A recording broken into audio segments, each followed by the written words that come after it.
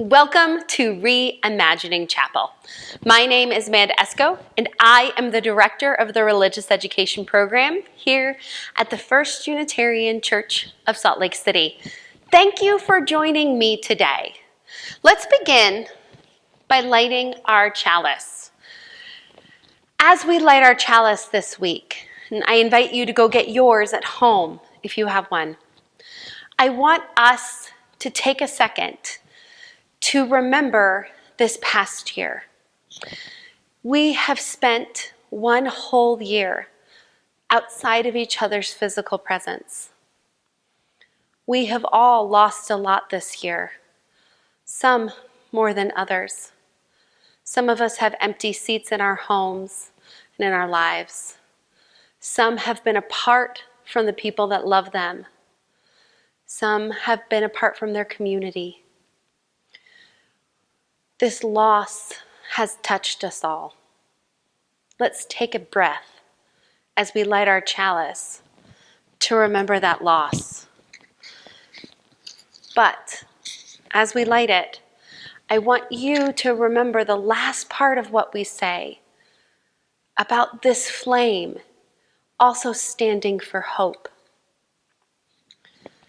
Symbol of light. Symbol of knowledge, symbol of warmth, symbol of freedom. We light this chalice as a symbol of our faith. Here we gather to celebrate hope and the infinite possibilities of love. While we have lost this year, we have also gained. We have also gained time with our families, gained time learning new technology.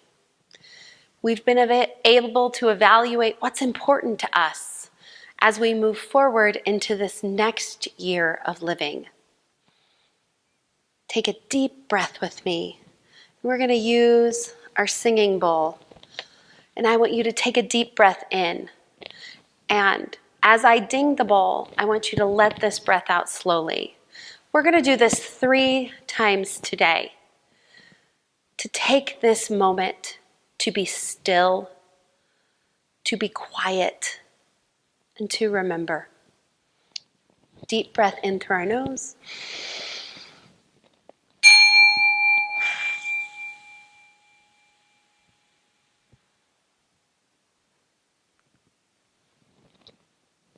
Deep breath in through our nose.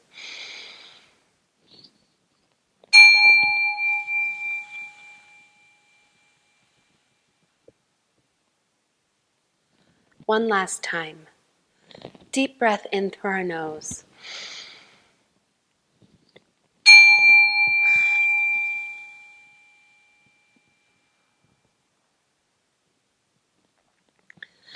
I am looking forward to welcoming in this new year with you, however we are able to do it. If we're able to be in person, if we continue meeting on YouTube and Zoom, I look forward to living with you and learning with you and sharing our love for the world together. Thank you for being part of the community of the First Unitarian Church. Well, on that note, let's honor those joys and concerns we have. Take a moment, share with the people that are with you, that love you the most. I'll be right here when you're done, waiting for you.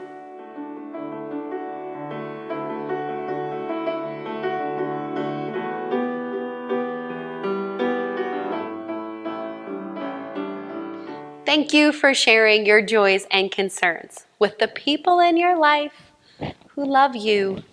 They want to hear what's on your minds. Now, today we have a UU of the Week that Miss Lissa is going to share with us. As a content warning, I want to tell you that this is a sad story. It's an important story that we must tell from our Unitarian Universalist forebears, but it is sad. So, with that warning, thank you, Miss Lissa, for sharing with us this important Unitarian Universalist woman from our history.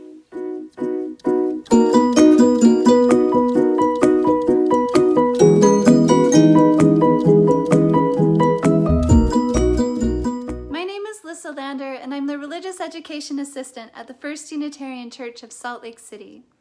Thank you for joining me to learn more about our newest UU of the week, Viola Liuzzo. She was a housewife, a civil rights activist, and a Unitarian Universalist. Viola was born in 1925 in California, Pennsylvania. Her family struggled to make ends meet, and it only got harder during the Great Depression. They moved around the country looking for work, including parts of the South. Even though Viola was white, she saw segregation and Jim Crow laws firsthand and was deeply affected by them.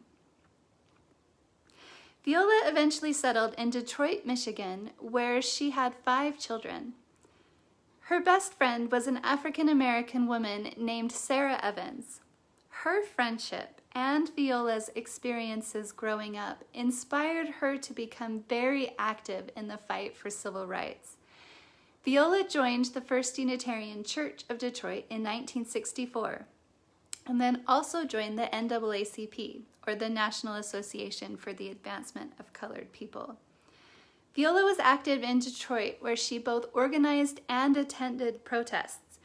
So in 1965, when Martin Luther King Jr. called people to join the fight in Selma, Alabama, Viola decided to go.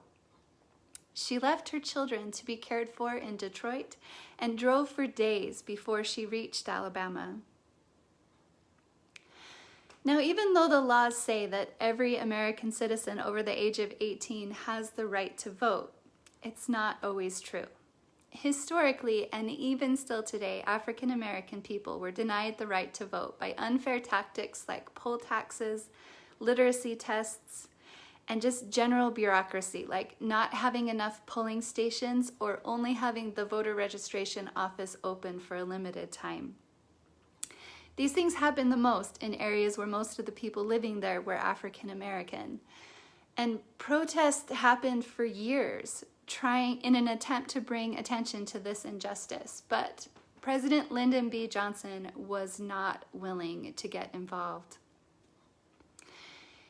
In February and March of 1965, leaders like Martin Luther King Jr. and John Lewis organized a march that would start in Selma, Alabama and end in Montgomery.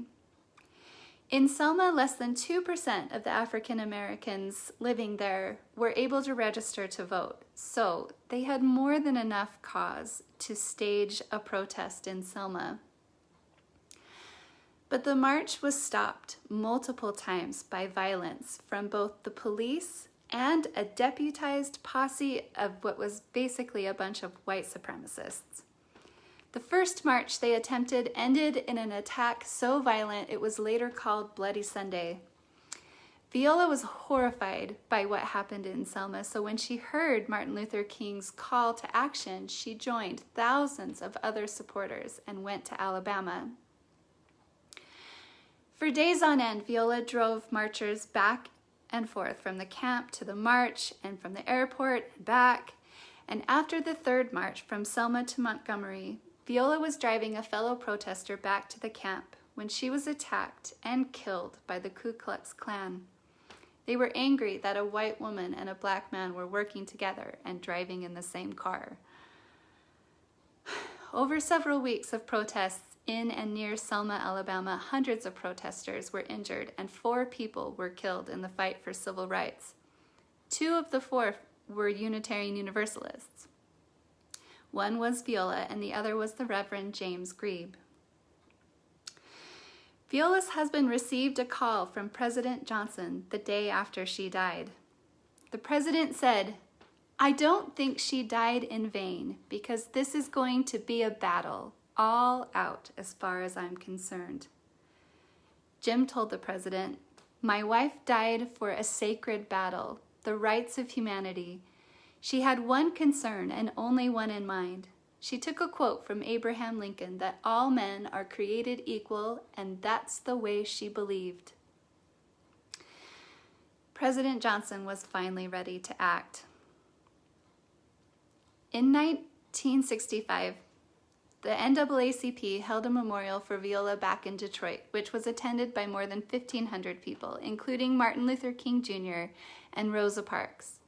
Viola's African American friend Sarah Evans took on the permanent care of her 5 children, and Viola's commitment to change and her sacrifice, along with all of the protesters' work in Selma, paved the way for the Voting Rights Act of 1965.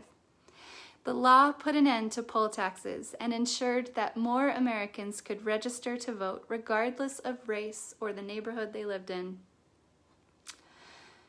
Thank you for joining me for this challenging edition of UU of the Week. Be sure to check out uuoftheweek.org to learn about more influential Unitarian Universalists.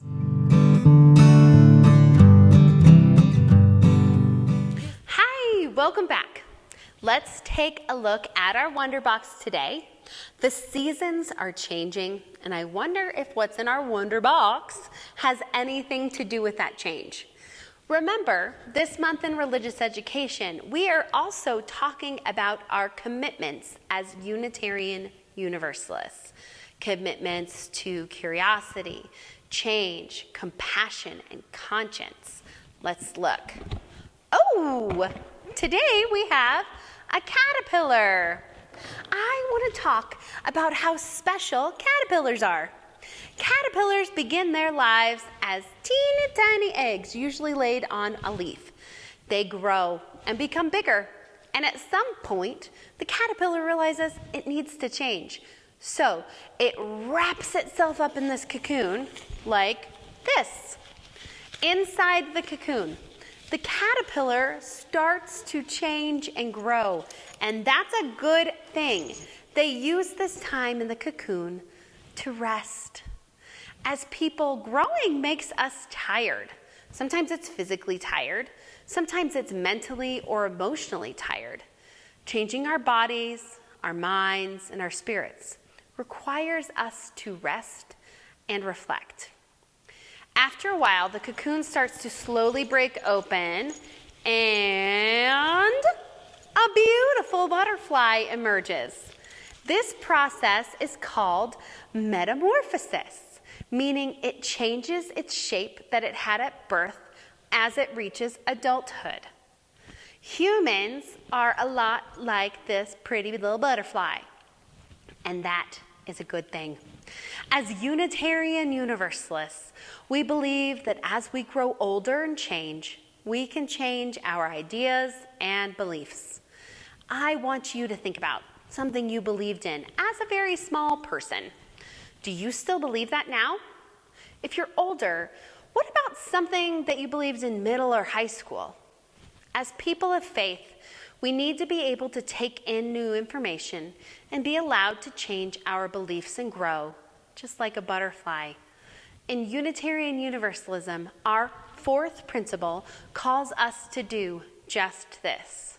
Now, who remembers our 4th principle? 1, each person's important. 2, be kind in all you do. 3, we help each other learn. And 4, we search for what is true. We are called to read and think and question about what we learn and what we believe. That's that commitment to curiosity part we talked about last week.